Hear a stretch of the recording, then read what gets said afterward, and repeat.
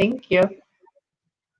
Okay, great. Looks like we're live. I'm just going to double check on my phone. I like to make sure that we actually are showing up pretty good, which it looks like we are. So for anyone that hops on here in the next minute or two, give us that thumbs up. Let us know you can see us and hear us just fine. Excellent. It looks like Counselor Scully's already on here. Hello, Parker. Thank you both for coming on here and letting us know that we can, you can see us and hear us. So I will go ahead and kick us off. Happy Monday to everybody. I hope you had a relaxing and re-energizing weekend. We are on to another week and another lineup of different programs for you all. Today starts with our mayor, Mayor Herb Atchison, who shares with us every week updates from our city, what they have going on, and things that we should be aware of. So if you have any questions or comments, please type them into the questions or comments section of this broadcast. We always will display them here for you, as we've done so with Wayne. Good morning to you as well. Thank you for that hello to both the mayor and myself. And to Catherine, thank you for re-emphasizing that you can hear me and see me fine. Thank you so much for hopping on. So if you have questions or comments similar to how I've just pulled these two up, please type them into the questions or comments section of this broadcast. If your questions or comments are unrelated to some of the content that we're touching on, but they're still city, they're still county, whatever they are, let us know, and we will, the mayor does filter through all the questions that I send over to him. We get responses on them. If it's outside of our purview, then we'll touch base with those entities that would have an answer, and then I come back to you. And then if you have a specific question that you feel more comfortable DMing us about, we've had several of those as well. Maybe it's more detailed or specific to your situation. Feel free to message us on there on our Facebook page. We never will turn around and share your information unless you've asked us to do so. So I am Juliette Abdel, President and CEO of the Westminster Chamber of Commerce, and I'm here to you for another live broadcast with Mayor Herb Atchison. Please like and follow the page if you've not already, so you can get some timely updates on when we go live, other content that we post, and additional updates that we may share. So I think I took a lot shorter than I generally do for those housekeeping rules. I'll turn this over to Mayor Atchison to get us started, and we'll take up any questions here in a little bit. All right, good morning, Juliette, and all of those online. A couple of things I wanted to bring up is, as part of the city's continuing efforts to support our local economy recover and address the needs of our residents, we will be getting a briefing from staff tonight as part of our study session on two new programs that will be introduced to City Council through our Economic Development Program. The first is going to be the Westie Rise and Dying Business Grant Program.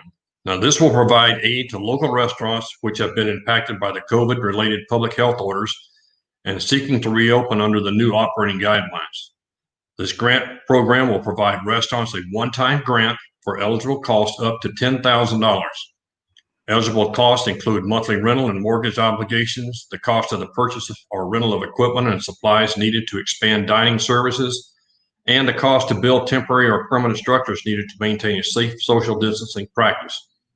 The $10,000 maximum grant award can be applied to eligible costs for one of a combination of the three categories. And again, you'll find this information, since it's not yet been discussed with council. It may not be on the website until tomorrow, but that's westminstereconomicdevelopment.org is where you can find all this information. I would wait till tomorrow to try to find it. The second program is the Westie Rise Restaurant and Food Security Program. Now, this one is designed to simultaneously address food insecurity and support local restaurants. The city is seeing an increase in residents who are classified as food insecure. While traditional safety nets like school feeding programs and food banks are struggling, as we have seen, to meet demand, at the same time, the city's restaurant industry is facing an unprecedented challenge as well. Many Westminster restaurants have started reopening after weeks of being closed, and owners are saying that without a strong showing of business, they may not be able to stay open permanently. Through this program, the city will form a partnership with our local restaurants, nonprofit organizations that deal with vulnerable populations, and the community to provide meals for people in need while helping local restaurants stay afloat. The general structure of the program includes forming partnerships with up to 20 local restaurants, pay the restaurants a fixed cost per meal, and seek out partnerships with entities such as public school systems, Meals on Wheels, Project Engelhart, and the Senior Hub to ensure the meals are delivered to those in need, and purchase shelf-stable foods from the program's partner restaurants to help support the needs of area food banks. We still have a need for people to have food, but we also want to support our restaurants as much as possible. We're still hoping that we will see something from the governor's office as the stay-at-home order continues to move forward, or safer at home, to allow for additional occupancy. One of the things that relies heavy on our participation is, I want to give you some information. This past week, the city of Denver released the result of a survey of existing restaurants within Denver that indicated if they are not able to quickly return to a full capacity seating program, that nearly 56% of those surveyed will not likely still be in business in 3 months. Now, that's a huge impact to our local economy, to people who are employed, as we're just starting to get back to able to opening. But I can understand the situation that there's a certain amount of overhead, and we have restaurants that have stayed and they're not going back to seating because it costs too much for them to overhead to open all that back up with their cleaning requirements, and with so few people being allowed to be in a restaurant. Now, if you had a restaurant that only had 50 people in it, and that was pretty close to half your capacity, you might be okay. Well, we have restaurants that have over 200, and some places up to 300 seating capacity, and 50 people just doesn't help pay for the cost of overhead to opening up all that dining space again. So it's a real challenge. And again, some have gone to staying at the carryout order. And this might be more of the smaller operations, but they can do better as staying at carryout and pickup only than trying to maintain restaurant space. With the spacing requirement, the cleaning requirement, and not needing as much staff, it's still tough for everybody to come back. Now, one of the other programs that we talked about previously, and I'll ask Juliet to chime in as well, is our Shop Local campaign that's scheduled to run through the end of July. And the city is partnering with the Chamber of Commerce to promote Westy Rise Shop Local for a Shop, Dine, and Do Business campaign. And Juliet, if you will, can you update us from the Chamber side of that? Absolutely. Thank you, Mayor Atchison. So I've pulled out the link specifically on the Westminster Chamber page that has information about the Westy Rise Shop Local program. So this initiative kicked off in partnership with the City of Westminster and the Westminster Chamber, as the mayor has just shared. And the entire premise behind it is to encourage consumer confidence to go up, have you all really be thinking to support our local businesses. And past just retail and restaurant, what we're trying to encompass is our services that are out there. So businesses like accountants or, tax preparers or banks, things like that, that are still service-based, but we want our community to support. It also includes the option that we don't want to exclude anyone from feeling like you have to be pressured to pay for something, or if you financially are in a rut. So there's an opportunity as well, if you essentially do not purchase a product or service, that you can still participate in this contest. So the 3 ways that you can apply are all listed on our website. They're through receipt submission or invoice paid submissions, or kind of the non-purchase contest portion of it as well.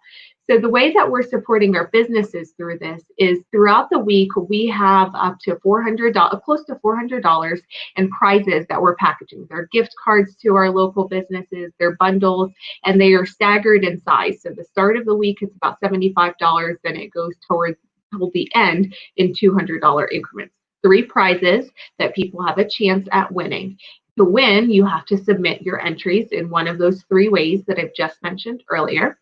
And you have the option of winning numerous times throughout the campaign, just not necessarily during that week. So if that makes sense, you can't submit all 50 and expect that you'd win all 3 prizes, but your entries do carry over throughout the full campaign, so that you might still have an opportunity to win one of those prizes.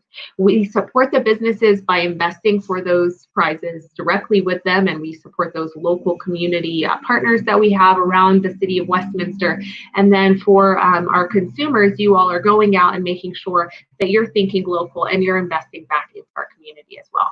So it's an exciting opportunity. We kicked off something similar way back in March once this all kind of started unfolding. It is essentially an expansion on that, plus more of that boost in prizes. So you're not feeling like, oh, I lost my shot at 1 or 2 prizes. Why do I need to keep going? This is continually every week that you have a chance at something. So information about the Shop Local campaign is on the Chamber website. We've included that link for you here on the video so you can learn more about that and ways that you can participate in the campaign, and look out for other ads and things like that that we post out on it. Now, Mayor Atchison, before I kick it back to you, it looks like we have a couple of people that hopped on, including Melissa Snyder and Josh Denton. Thank you so much for both hopping on here. I know Josh shared his appreciation to you, Mayor, and the Chamber for hosting this. And then Parker has chimed in, and I believe he chimed in on this whenever you were talking about one of the 2 programs. So for those of you that are just coming live onto our broadcast, Mayor Atchison is here with us, giving us updates on what the city is looking at or doing between now and the last week, really, that we've had him on here. One of the 2 programs that Mayor Atchison discussed were coming up and being reviewed here at City Council this evening. And Mayor Atchison, can you share with everybody the time of our council and the information that they can find where that would be? Yeah, the programs, if they're not already out on the website, they will be probably tomorrow. It'll likely be discussed before it goes to the website, but that'll be discussed tonight. City Council study session starts at 6:30. You can listen into that. The website that you'll be looking for tomorrow for the more detail on the program is westminstereconomicdevelopment.org. You know, continue with part of our conversation, Juliet, I wanted to make sure that people understand too that Westminster is not unique. We're one of several cities around the metro area that have multiple health departments. Now, in Westminster, we have Tri-County Health and Jefferson County Health. They are still the departments that Westminster receives guidance from regarding our abilities to reopen all types of facilities and businesses. Now, one of the things I'll be discussing with council tonight is the need to express our concern with Adams County and Tri-County Health issues that has occurred this past week when Jefferson County received approval for a number of variances to reopening facilities as well as occupancy numbers, but that variance was not requested by Tri-County, which puts Westminster in an awkward position of having to live under 2 different sets of rules within the same city based on county lines. And we're not the only ones. Aurora, Arvada, and Westminster, remember, all have ties to Adams County, so therefore we're on the Tri-County. In Tri-County, you have 3 different counties: Adams, Arapahoe, and Douglas.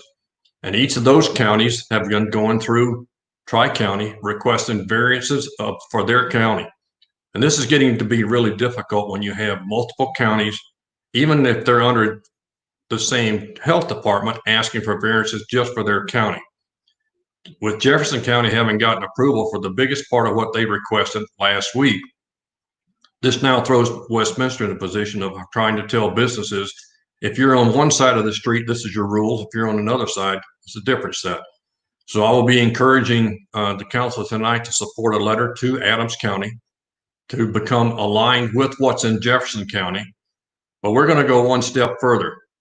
I'm going to ask the staff to also put into the letter for us to be able to start to look at reopening theaters.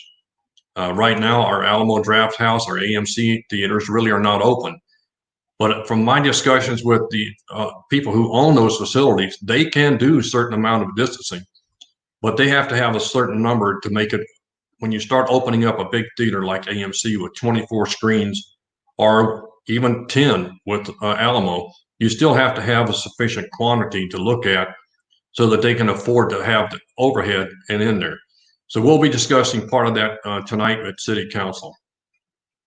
There's a couple of other things that we'll see some briefings on, but one of the things that this still goes back to questions that we've had in regard to evictions and mortgages.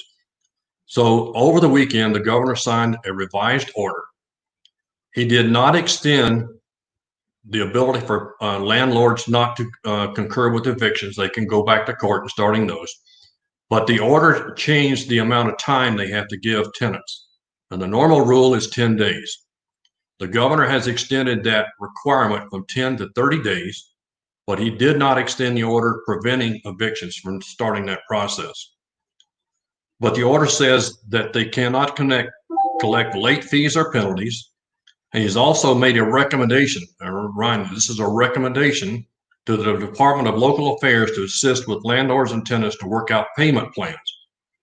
But those payment plans must be associated with COVID impact, not just any issue because you quit your job or whatever other reason. You have to be able to tie it directly to being impacted by the COVID pandemic. Now, a couple of other things that have happened this morning. This morning, in the first times in a long time, the U.S. Supreme Court has confirmed that the 1964 Civil Rights Law does protect gay, lesbian, and transgender workers as of effective immediately.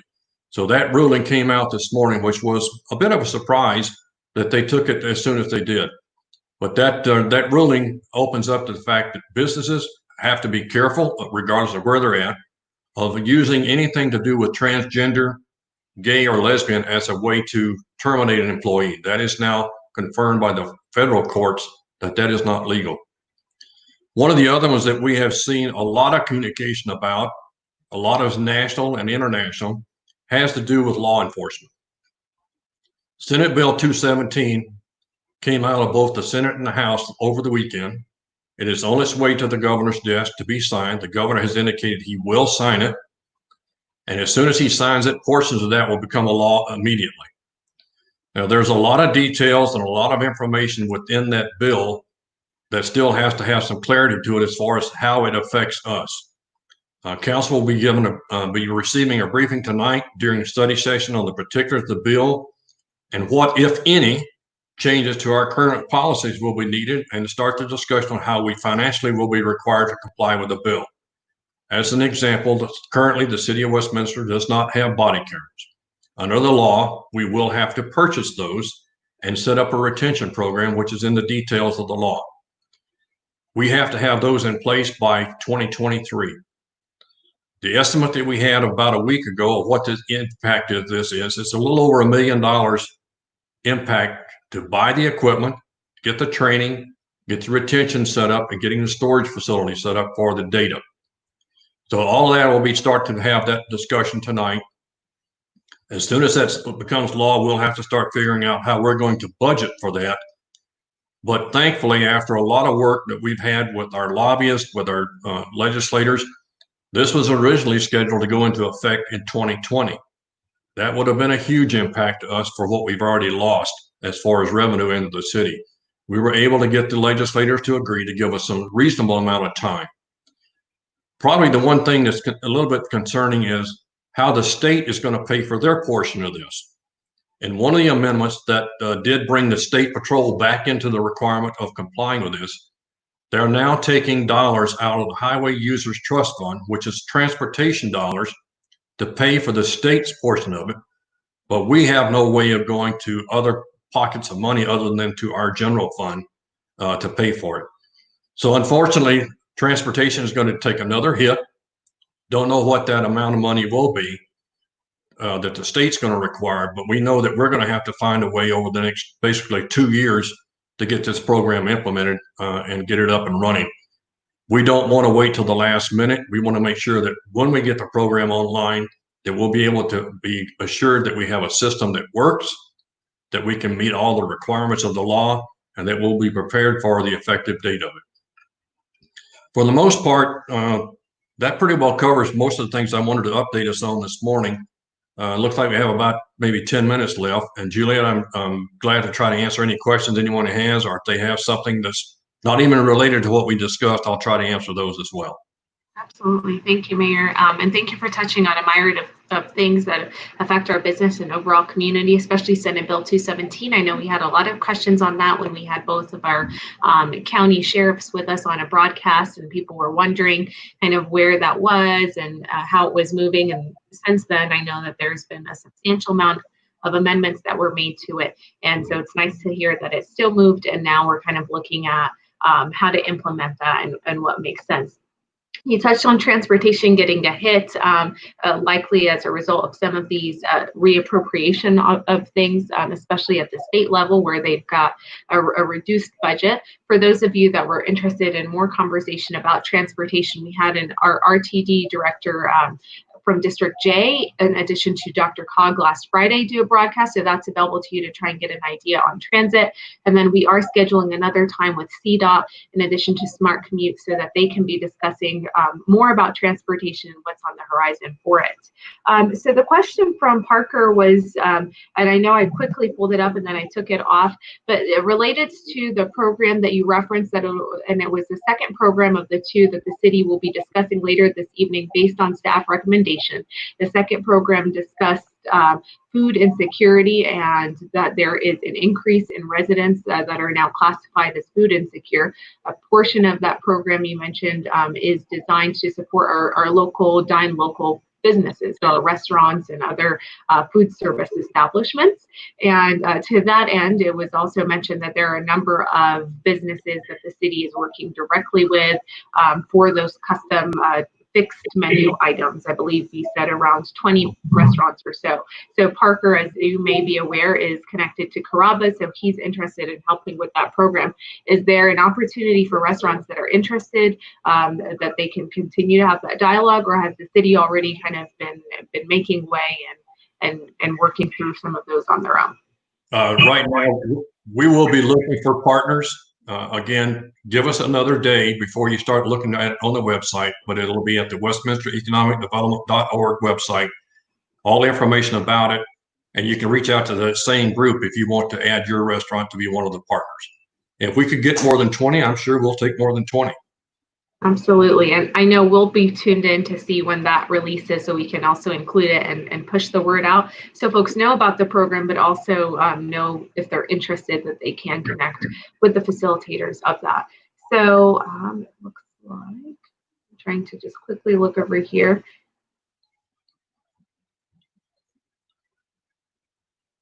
Actually have no questions. So I think, oh, this is a first. You're usually pretty bombarded. Hello, Tina Francone, Lauren Seymour, Counselor Seymour for hopping on. Thank you as well for all coming on here with us. So Mayor Atchison, we touched a little bit about Senate Bill 217. What can we share? So session is still in place. They're estimating that it'll be concluding here in the next few days. Well, we actually think the session will end today.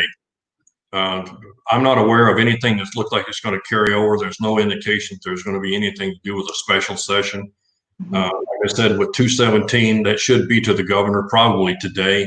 He has 10 days in which to sign the bill, but he has made strong indications that once the bill reaches his desk, he will sign it right away. So I expect probably by midweek, 217 to be signed into law.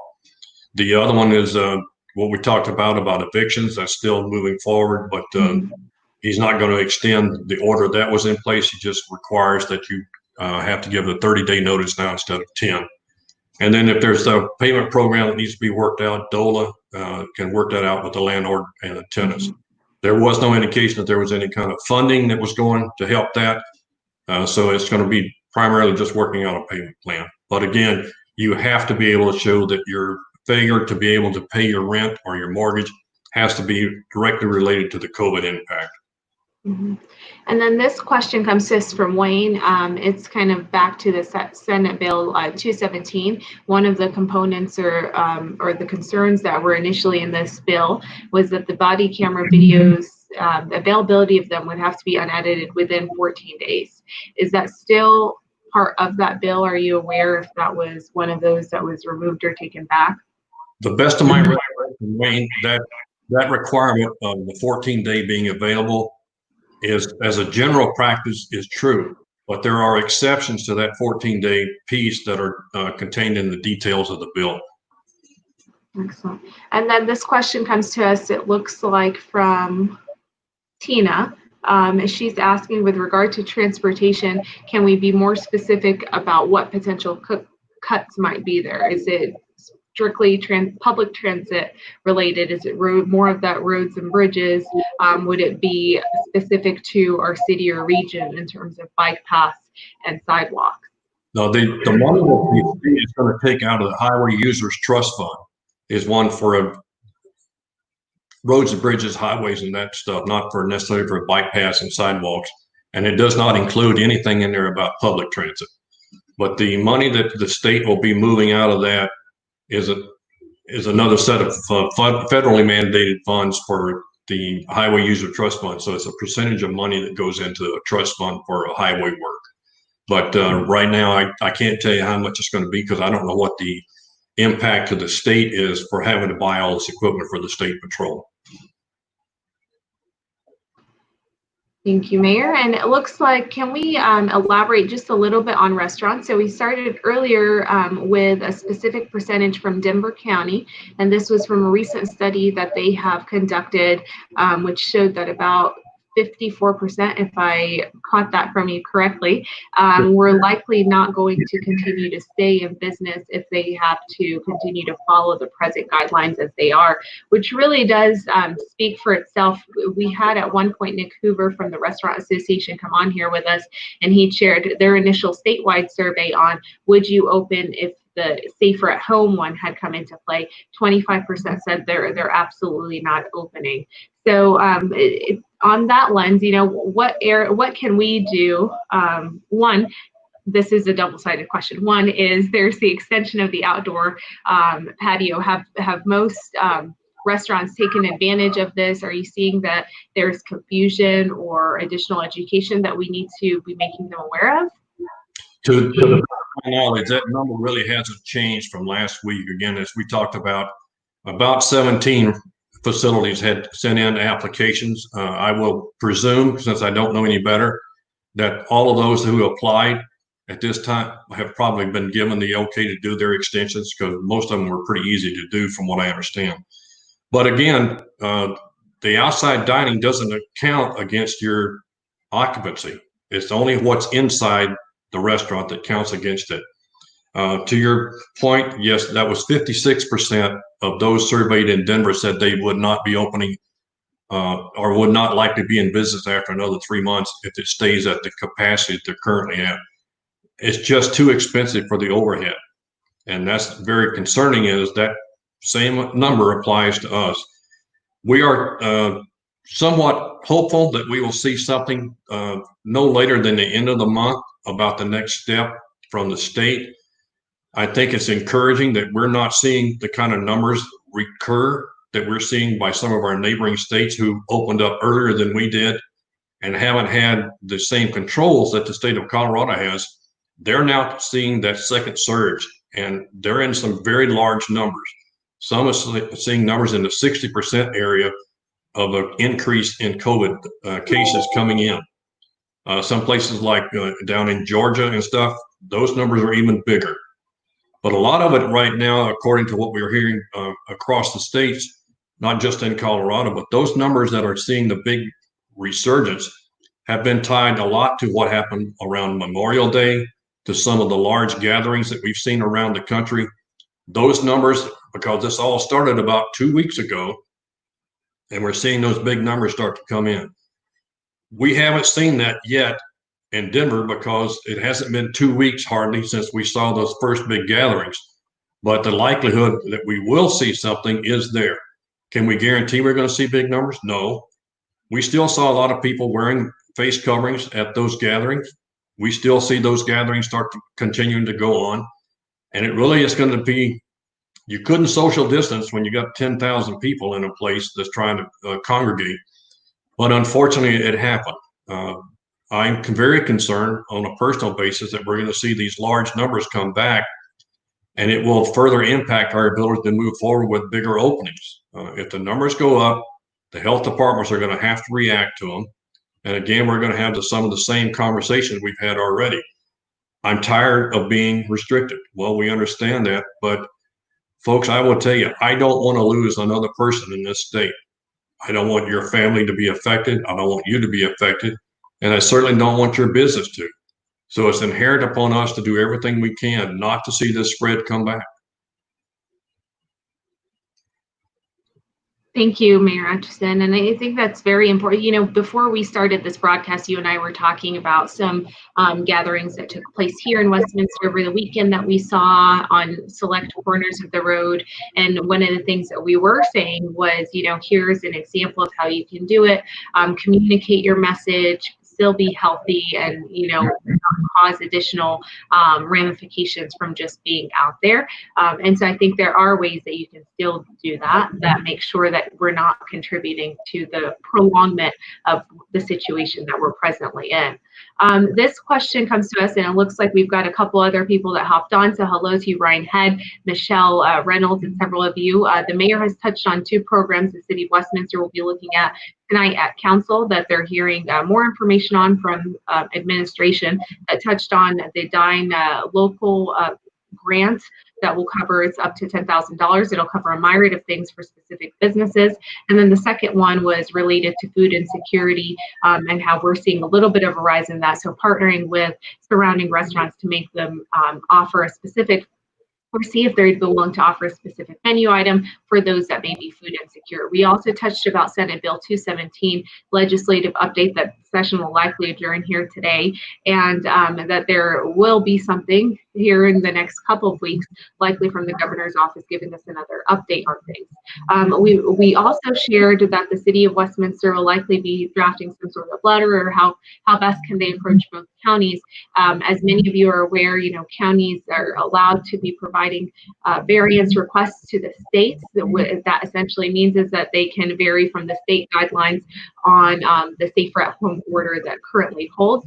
Usually they have to meet specific data points that show that, you know, they've been doing their testing that show the decline or a stabilization of cases and things of that nature. Right now, we had Jefferson County submit a variance request that was approved. So their variance request, I want to say, was close to 250 pages. We were aware of a lot of the content requests that were in there. In fact, there were a couple that we kind of threw out there as well. They were approved on a select number of items.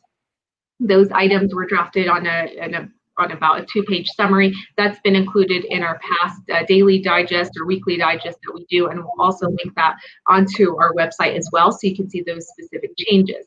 What the mayor was referencing, and this kind of touches on the question with Michelle, and I'll have you, Mayor Atchison, touch on this as well if I leave anything off.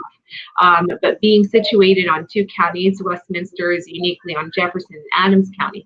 So when we have one county applying for things as opposed to the other, we run into a situation that some of our businesses have to uphold one thing while the other side does not, and that could create confusion. So this question came to us from Michelle. Michelle's business is on the corner of 92nd and Sheridan. I do know exactly where it is. She's right there on the side where City Hall is, Mayor Atchison. So she's saying, you know, that side of Westminster is Adams County. Right across the way is Jeffco. Did you reference that there are some recent changes in the health department guidelines? Yeah, the part we talked about was that Jeffco had submitted the variance, and what we're discussing at council tonight, I'm going to ask council to support a letter going to Adams County and Tri-County to get the same variances approved for us on the Adams County side, so that we don't have this split that's now in place of where one side of the street has one set of rules and the other has another. But I'm going to ask council also to ask for the variance to try to find a way to up the capacity that we can have in each of our theaters within the city for their various screening programs, to potentially help us get people like AMC and Alamo Drafthouse reopened for theater use. So those are a couple things we'll be discussing tonight.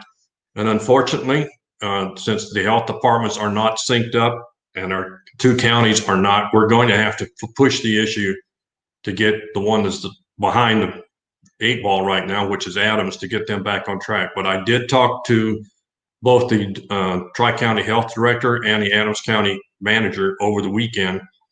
They are in agreement. They're just asking us to formalize our request and send them a letter, and I'll be discussing that with the staff and council tonight. Excellent. And I know we're slightly over on time. I do have one last question I want to throw at you, and then I'll do a quick wrap up.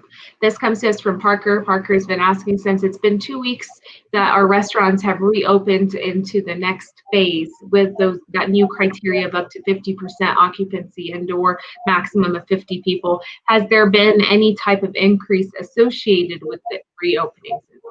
At this time, no. You're still on the 50% or 50 people, whichever is less. Now, with that being said, we believe that the CDPHE is looking at that. We may hear something this week from the governor that may change, but I would be surprised if anything changes before the 1st of July.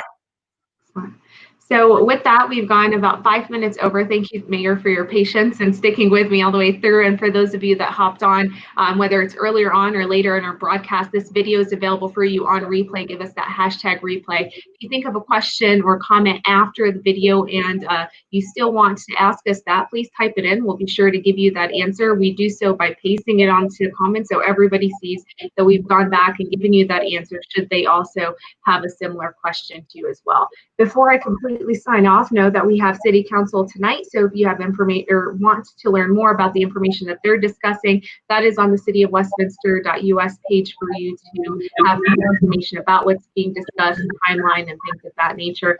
I also included in here information about the Economic Development Office and the program that they're going to be, the 2 programs that they would be kicking off as well. And then finally, before I wrap up, as you all may be aware, a couple weeks ago, we had an economic development broadcast. We had our partners from Adams County, Jefferson County, and the City of Westminster, Mr. John Hall. All 3 touched on what everybody was doing at the time. A lot of questions came about the mini grants that Adams County had mentioned. That is kicked off and available. The City of Westminster pushed it out as well. We've pushed it out in our communications. It's available at adamscounty19.org, mini grants.